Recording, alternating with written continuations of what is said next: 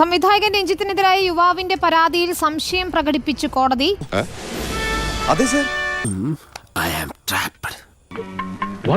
പരാതിക്കാരൻ പറഞ്ഞത് മുഴുവൻ വിശ്വസനീയമല്ല.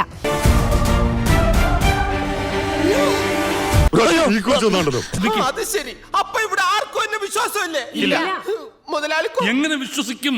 12 വർഷം പരാതി നൽകാതിരിക്കാൻ മതിയായ കാരണമില്ല. ഈ യുവാവിന്റെ പരാതിയിൽ പറയുന്ന കാര്യങ്ങൾ പൂർണ്ണമായും വിശ്വാസയോഗ്യമായ കാര്യങ്ങളല്ല. തോന്നി അതങ്ങനെ വരൂ, അതങ്ങനെ സംഭവിക്കൂ. നീ എന്താ ഞെട്ടാത്തെ? ഞാൻ ഒരു പ്രാവശ്യം ഞെട്ടിയതാ, എപ്പോഴെപ്പോഴും ഞെട്ടാ എനിക്ക് വട്ടൊന്നുമില്ല. 2015 ഈ യുവാവ് പറയുന്ന ഹോട്ടൽ താജ് ഹോട്ടൽ പ്രവർത്തനം ആരംഭിക്കുന്നത്. എന്നാൽ ഈ സംഭവം നടന്നത് 2012 കംപ്ലീറ്റ് കള്ളത്തരവും കയ്യോടെ പിടിച്ചു അല്ലേ? ഇനി നമ്മൾ എന്ത് ചെയ്യുമല്ലയ്യ? നീ ഒന്നും ചെയ്യണ്ട, ചെയ്തു.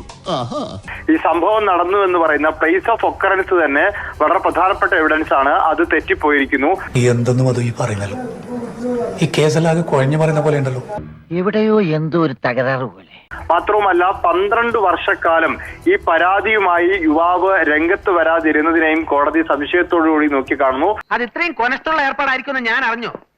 സാറിന്റെ ഇത്തരം കോംപ്ലിക്കേറ്റഡ് ക്വസ്റ്റ്യൻസിന് മറുപടി പറയാൻ ഞാൻ പ്രിപ്പയർ ചെയ്തിട്ടില്ല സർ. പരാതിയിൽ പറയുന്ന മുഴുവൻ സംഭവങ്ങളും വിശ്വാസയോഗ്യമല്ല എന്നാണ് ഇപ്പോൾ കോടതിയുടെ ഈ നിരീക്ഷണം. ഇടക്കാല ജാമ്യത്തിന്റെ ഉത്തരവിലാണ് നിരീക്ഷണം ഉണ്ടായിട്ടുള്ളത്.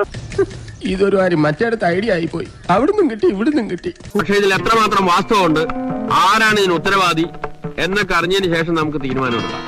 Very correct. എന്നാ തഞ്ചല് ഞാൻ പോകുന്നു. ബൈ.